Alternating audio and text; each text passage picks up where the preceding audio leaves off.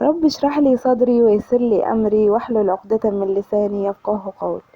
وحشتوني جدا من الفيديوهات اللي فاتت، وحشتوني وكلكم سألتوا عليا. عايزه اقول لكم ان انا غبت غيبه طويله، بس ان شاء الله ما تكون اخر مره ان انا اغيب معاكم الفتره دي كلها.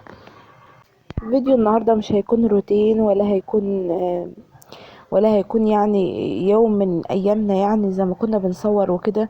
انا عايزه اقول لكم دي وصفه كانت عندي في التليفون، فحبيت اسجلها لكم.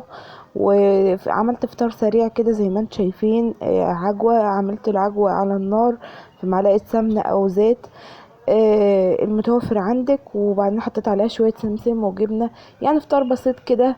لو عندك اطفال عايزه اقول لكم العجوه دي بتبقى مغذيه وفيها قيمه عاليه قوي، يعني اعملوها لهم. هنعمل مع بعض النهاردة وصفة جميلة جدا. اعمل معاكم كفتة الرز بطريقة سهلة قوي، من غير لحمة ومن غير فراخ ومن غير كبد وقوانص، من غير اي نوع من انواع البروتين. انا عايزه اقول لكم ان انا عملت كميه كبيره منها، لان انا كنت مجرباها قبل كده وكنت ضامنه ان شاء الله يعني هتنجح معايا. فعملت كميه كبيره منها. هقول لكم على المقادير البسيطه. بصوا، احنا هناخد معانا بصله كبيره كده، بصلايه كبيره، وكمان حوالي 5 فصوص من الثوم. الكميه دي بتعمل تقريبا الرز. الرز هتجربي في كمية صغيرة لحد ما تظبط معاكي، وان شاء الله هتظبط معاكي من اول مرة. بس جربيها معايا وهتنجح معاكي من اول مرة.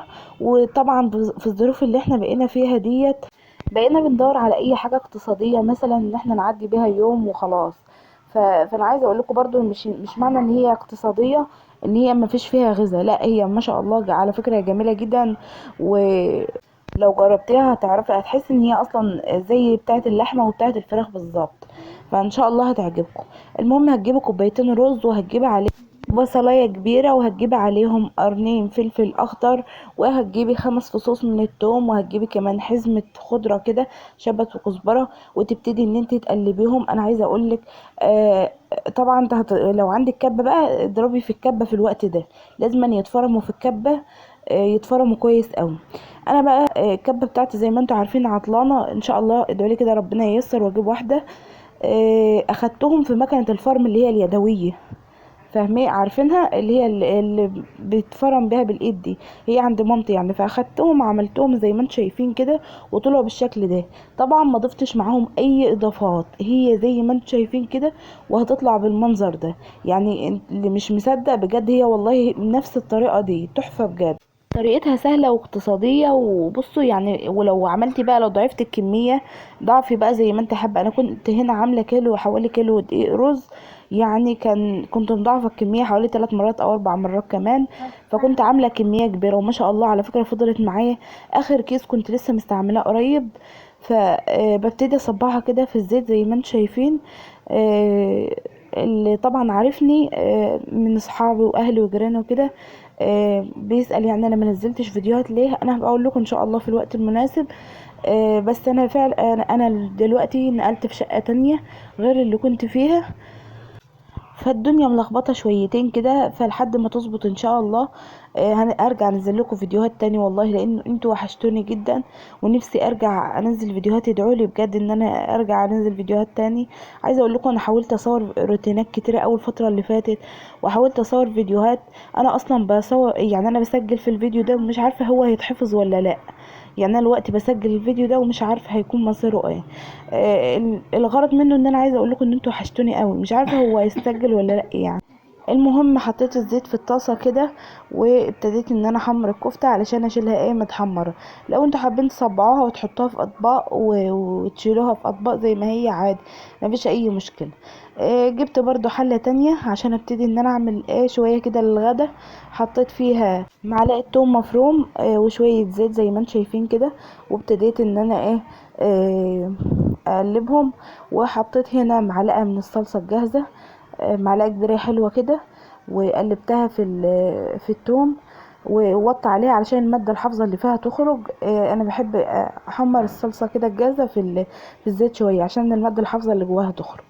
وهنا طبعا انا متابعه مع الكفته اللي بقليها، ومتابعه مع الحله اللي انا بعمل فيها الصلصه وكده.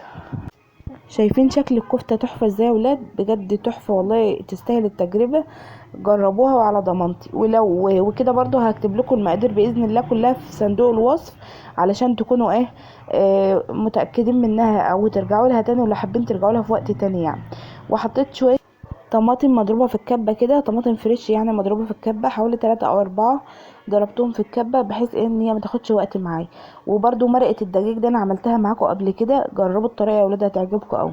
وهاخد شويه من الكفته وهسقطها طبعا في الكفته في الصلصه زي ما انتم شايفين كده. عايزه اقول لكم نفس الريحه بتاعه الكفته العاديه، نفس نظامها، بجد تحفه يا ولاد والله بجد مفيش عليها. وحطيت فلفل اسود وكمون وكزبره. عندك بقى لو حابه تحطيهم في اطباق فويل كده وتدخليهم على الفريزر دخليه. لو عايزه تحمريهم زي ما انا عملت، انا حمرتهم ودخلتهم في الفريزر يعني شلتهم متحمرين، يعني تاخديها على طول على الصلصه. وهنا كنت بكمل بقيه الكميه زي ما انتم شايفين كده. هكمل بقيه الكميه معاكم كلها واخلصها.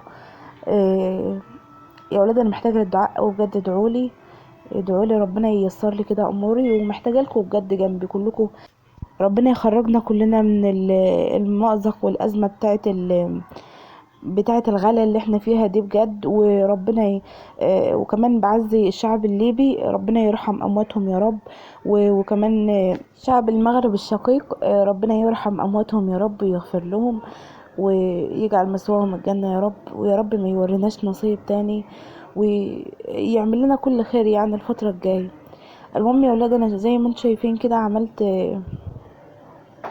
عملت حمرت الكفته اهو، بحمر في الكميه كلها. طبعا هي كميه كبيره، اخدت وقت معايا شويه لحد ما ما حمرتها. بس هترتاحي بقى، هتسحبي من الفريزر الكيس على قد الاكله وخلاص، يعني هيكونوا كلهم بالمنظر اللي انت شايفاه كده زي ما انتم شايفين كده. وعايزه اقول لكم كمان الفانيليا البرتقال ديت انا كنت عاملاها الفيديو اللي فات، ارجعوا شوفوها. هتعجبكم يعني طريقتها هتعجبكم. بشكركم بقى على حسن المتابعة، واشوفكم على خير الفيديو الجاي ان شاء الله، ان كان لنا عمر باذن الله يعني.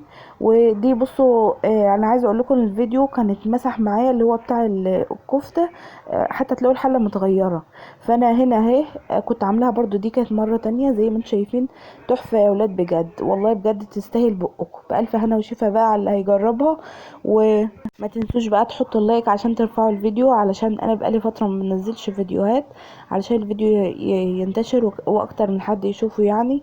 واشوفكم على خير بقى الفيديو الجاي باذن الله. والسلام عليكم ورحمه الله وبركاته.